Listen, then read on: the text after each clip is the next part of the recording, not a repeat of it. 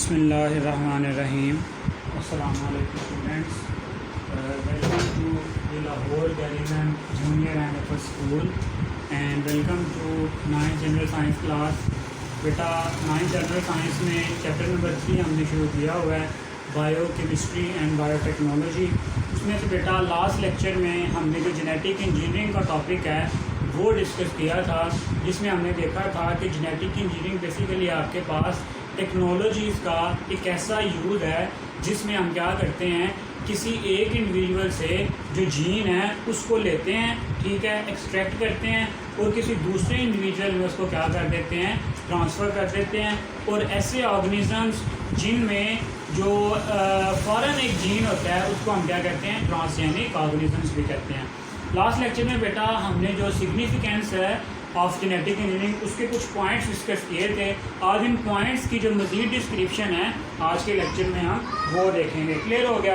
चलें, जो पहला पॉइंट है बेटा हमारे पास पेज नंबर है आपके पास 34, पेज नंबर 34 चैप्टर नंबर 3। जो मेन टॉपिक है आपके पास वो है सिग्निफिकेंस ऑफ जेनेटिक इंजीनियरिंग और जो सब टॉपिक है वो है production of high yield crops. ठीक है, तो बेटा हमने बात की थी कि हम जेनेटिक इंजीनियरिंग की मदद से बहुत सारी ऐसी फसलें बना सकते हैं जिनकी जो पैदावार है वो बहुत ज़्यादा है। ठीक है, जेनेटिक इंजीनियरिंग यही था ना कि ह्यूमन के यूज़ के लिए जो डिफरेंट प्रोडक्ट्स है उसको बनाना।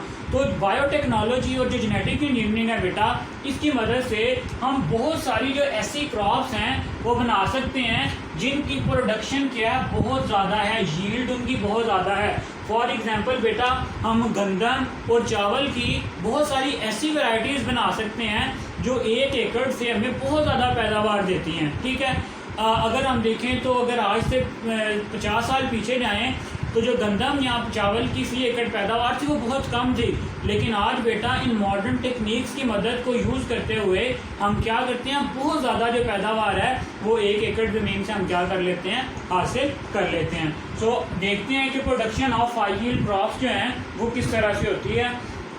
We can use the technique of biotechnology to obtain genetically modified varieties of plants, GMOs, genetically modified organisms। बेटा ऐसे organisms जिनके जेनेटिक मेकअप में किसी न किसी तरह की कोई चेंज लाई गई हो उनको हम कहते हैं जेनेटिकली मॉडिफाइड ऑर्गेनिजम्स। ठीक है, जेनेटिकली मॉडिफाइड ऑर्गेनिजम्स, लेकिन यहाँ पे जेनेटिकली मॉडिफाइड प्लांट्स की जो टर्म है वो यूज़ की गई है। We can use the technique of biotechnology. हम बायोटेक्नोलॉजी को बेटा यूज़ करते हुए, बायोटेक्नोलॉजी को यूज़ करते हुए हम क्या बना सकते हैं, genetically modified plant, genetically modified varieties of plants, genetically modified plants। ठीक है, हम बायोटेक्नोलॉजी में यूज़ करते हुए कुछ स्पेसिफिक जीन्स जो हैं वो वैरायटीज़ में डालते हुए यहाँ बेटा उनको डिफरेंट करैक्टर जो उनके हैं उनको इन्हेंस करने के लिए डिफरेंट टेक्निक्स यूज़ करके हम जो उनका जेनेटिकली मॉडिफाइड जो उनका जेनेटिक मेकअप है, जो उनका डीएनए है, उसमें किसी न किसी तरह की चेंज ला के हम जो स्पेसिफिक वैरायटीज हैं प्लांट्स की वो हासिल कर सकते हैं। क्लियर हो गया? चलें, it has been observe that most of the high yield crops और fruit trees are quite susceptible to the disease. अब ये बात बेटा बहुत इंपॉर्टेंट है। ठीक है, अब जो most of high yield crops मतलब ऐसी क्रॉप्स, ऐसी फसलें जो बहुत ज़्यादा पैदावार देती हैं, and high yield fruit trees, and high yield fruit trees मतलब ऐसे जो डिफरेंट ट्रीज हैं जिनसे आपको बहुत ज़्यादा पैदावार में जो फ्रूट्स हैं वो मिलते हैं। बेटा उनको बीमारी लगने का भी जो चांसेस होते हैं वो ज़्यादा होते हैं। ठीक है, हाईली ससेप्टेबल, हाईली ससेप्टेबल का मतलब होता है कि उनको बीमारी लग सकती है, highly susceptible to the diseases, susceptible to disease. अब जो हाई यील्ड क्रॉप्स हैं या हाई यील्ड फ्रूट्स हैं, अगर एक तरफ वो आपको पैदावार ज़्यादा दे रहे हैं, दूसरी तरफ उनमें जो बीमारियों के चांसेस हैं वो भी क्या होते हैं, ज़्यादा होते हैं। ठीक है, अगर एक बीमारी लगी तो सारी की सारी जो फसल है वो क्या हो जाएगी, तबाह बर्बाद हो जाएगी। ठीक है, it is quite desirable to introduce the disease resistance gene. अब हम क्या करते हैं, बायोटेक्नोलॉजी और जेनेटिक इंजीनियरिंग की मदद से disease resistance gene, disease resistant genes. अब बेटा जितनी भी उस बीमारी, फॉर एग्जांपल अगर किसी क्रॉप में कोई बीमारी है उसको कंट्रोल करने के लिए हम क्या करते हैं, उसमें ऐसे जीन्स इंसर्ट करते हैं जो उस बीमारी को ख़त्म कर देते हैं। ठीक है, ऐसे जीन्स जो हैं वो वहाँ पे इंसर्ट करते हैं कि जिसकी वजह से वो जो बीमारी है वो उन क्रॉप्स में को इफेक्ट ही ना कर सके। ठीक है, तो इस तरह से जो हम जेनेटिकली मॉडिफाइड जो प्लांट्स हैं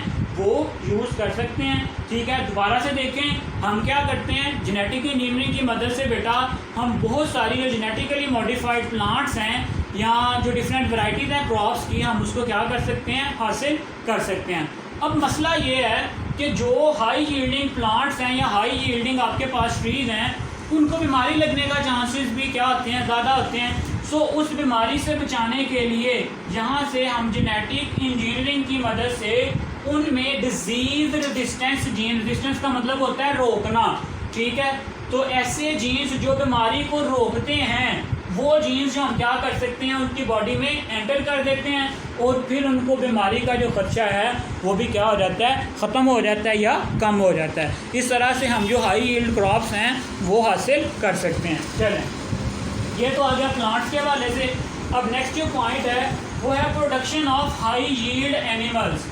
प्रोडक्शन ऑफ हाई यील्ड, यहाँ पे हमने पहले प्लांट्स देख लिए, अब देखते हैं हाई यील्ड एनिमल। अब हाई यील्ड एनिमल से क्या मुराद है बेटा, एनिमल्स से हम क्या क्या लेते हैं, दूध लेते हैं, ठीक है, गोश्त लेते हैं। ठीक है, तो ऐसे एनिमल्स की प्रोडक्शन के लिए बेटा जिनसे हम हाई यील्ड में जो दूध ले सकें या मीट ले सकें, उनके लिए भी जो जेनेटिक इंजीनियरिंग है वो यूज़ की जाती है। क्लियर है? चलें, it is desirable to produce high milk and meat producing animal. High milk and meat मतलब प्रोड्यूसिंग एनिमल्स, मतलब कौन नहीं चाहेगा कि वो ऐसे ऑर्गेनिजम्स जो हैं वो पाले जिनसे ज़्यादा से ज़्यादा दूध मिले, ज़्यादा से ज़्यादा आपको जो है उनसे मीट मिले। ठीक है, उसके लिए हम जेनेटिक इंजीनियरिंग की टेक्नोलॉजी है उसको क्या करते हैं, यूज़ करते हैं। ठीक है, to feed the constantly increasing human population. अब देखिए बेटा, अब हमें ज़्यादा दूध और ज़्यादा गोश्त की क्यों ज़रूरत है, क्योंकि जो आपके पास पॉपुलेशन है वो इंक्रीज़ हो रही है। ठीक है, ज़्यादा लोगों के लिए ज़्यादा दूध की ज़रूरत है, ज़्यादा लोगों के लिए ज़्यादा गोश्त की ज़रूरत है। क्लियर हो गया? चलें, a normal breeding programme in animal is quite lengthy. A normal breeding programme, a normal breeding होता है बेटा एक नस्ल से दूसरी नस्ल बनाना। ठीक है, मतलब पेरेंट्स से उनके बच्चों का पैदा होना। A normal breeding programme is quite lengthy. A normal breeding programme is quite lengthy, मतलब अगर वो कुदरती तौर पे अगर वो ब्रीडिंग करें तो ये जो प्रोसेस है ये एक लेंथी प्रोसेस है, इसमें तो काफ़ी सारा टाइम लगता है। ठीक है, जैसे कि बेटा अगर मैं आपको एग्जांपल दूं कि पहले जो मुर्गियां होती थी आपके पास, देसी मुर्गियां, वो कब अंडे देती थी, कब उनसे बच्चे निकलते थे, कब बच्चे बड़े होते थे, तो बहुत एक लंबा प्रोसेस था, फिर हमें जाके चिकन मिलता था। लेकिन अब जो आप देखें ब्रॉयलर है वो तो 20-25 दिन में जो मुर्गी बिल्कुल तैयार हो जाती है। क्यों? Due to the genetic engineering. So ये यहाँ पे आपने बात समझनी है, क्यों ब्रॉयलर से हम ज़्यादा मिकदार में जो क्या ले सकते हैं, गोश्त ले सकते हैं, अंडे भी ले सकते हैं। ठीक है, कम वक्त में, लेंथी, क्वाइट लेंथी है ये बेटा।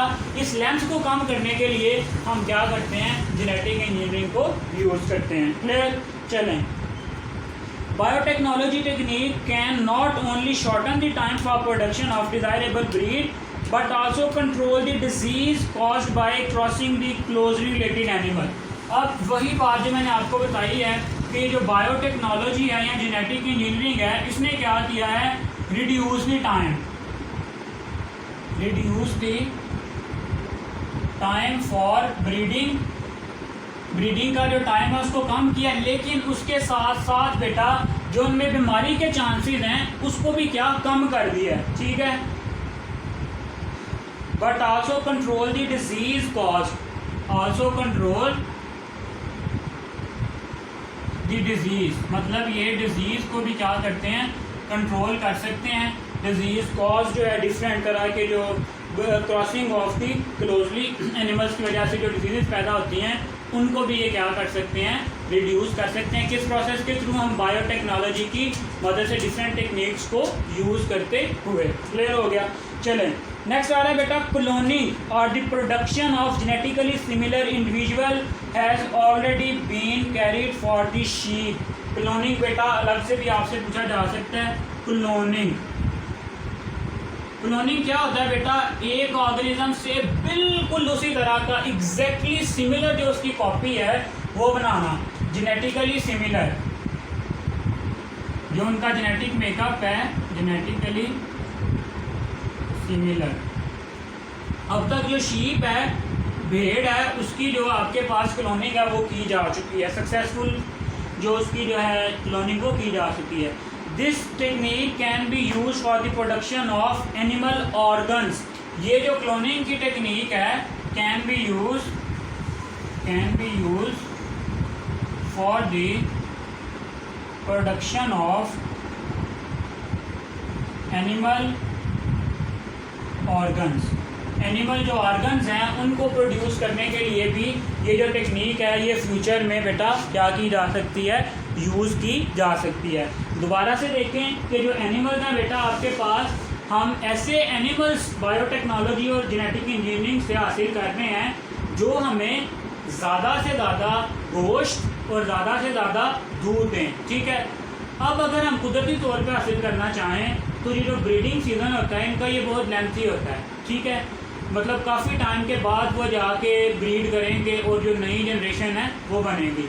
लेकिन बेटा बायोटेक्नोलॉजी की मदद से, जैसे कि मैंने आपको एग्जांपल दी है कि पहले जो मुर्गियां, देसी मुर्गियां होती थी वो कब जाके अंडे देती थी, फिर अंडों से बच्चे निकलते थे, बच्चे कब बड़े होते थे और फिर कब जाके जो है उनसे आपके पास जो है मिल्क जो वो प्रोडक्शन होती थी आपके पास मीट प्रोडक्शन। लेकिन अब हम क्या करते हैं कि ये जो फार्मी मुर्गियाँ जिन्हें आप ब्रायलर भी कहते हो, ये विदिन 15 डेज जो है ये बिल्कुल जो एक मुर्गी है वो अंडे से लेके जो 1.5-2 किलो की मुर्गी है वहाँ तक हम क्या कर लेते हैं, उसे प्रिपेयर कर लेते हैं with the help of genetic engineering, ठीक है। अब जो बायोटेक्नोलॉजी क्या करती है, जो मैंने आपको बताया है कि टाइम को रिड्यूस कर देती है फॉर द ब्रीडिंग, और जो डिजीज़ हैं उनको भी कंट्रोल कर लेती है कि अगर कोई डिजीज़ उसमें आ जाए तो उसको कंट्रोल किया जा सकता है। एक और टेक्निक है हमारे पास इसके लिए जिसको हम कहते हैं क्लोनिंग। क्लोनिंग से मुराद ये है कि बेटा हम बिल्कुल उसी तरह का, अगर हम एक ऑर्गेनिज्म से एग्जैक्टली उसकी कॉपी, फ़ोटोकॉपी बनाएं जिसका जो जेनेटिक मटेरियल है वो भी बिल्कुल उसी तरह का हो, उसको हम क्या कहते हैं, क्लोनिंग। अब ये जो क्लोनिंग का प्रोसेस है ये यूज़ किया जा रहा है, डिफरेंट जो एनिमल के ऑर्गन्स हैं उन ऑर्गन्स को लेके उनसे नए ऑर्गन्स जो हैं वो बनाए जा रहे हैं। तो बेटा जो मॉडर्न साइंसेज हैं, जो मॉडर्न बायोटेक्नोलॉजी है वो बेटा बहुत ज़्यादा तरक्की कर चुकी है। उसमें डिफरेंट जो डिसीज़ हैं उसके कंट्रोल के लिए, या अगर हम प्रोडक्शन की बात करें तो डिफरेंट जो वैराइटीज़ हैं उनकी प्रोडक्शन के लिए बहुत ज़्यादा बेटा काम हो रहा है, ठीक है। तो ये जो 2 मेन पॉइंट्स हमने डिस्कस किए हैं आज, ये आपसे लॉन्ग क्वेश्चन में पूछे जा सकते हैं। तो व्हाट इज़ जेनेटिक इंजीनियरिंग, ठीक है, उसके हमने स्टेप्स डिस्कस किए थे।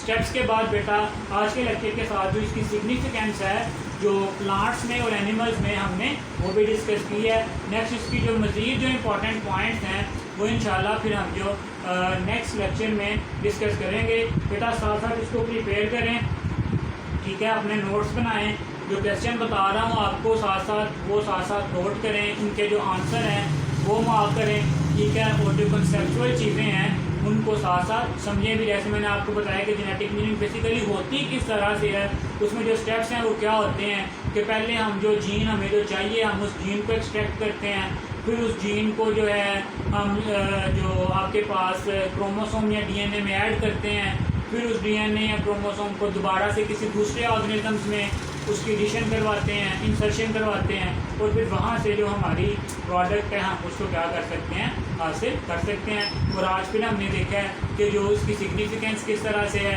हम production of high yield animals और हाई यील्ड प्लांट्स है उनमें किस तरह से जेनेटिक इंजीनियरिंग को यूज़ कर सकते हैं।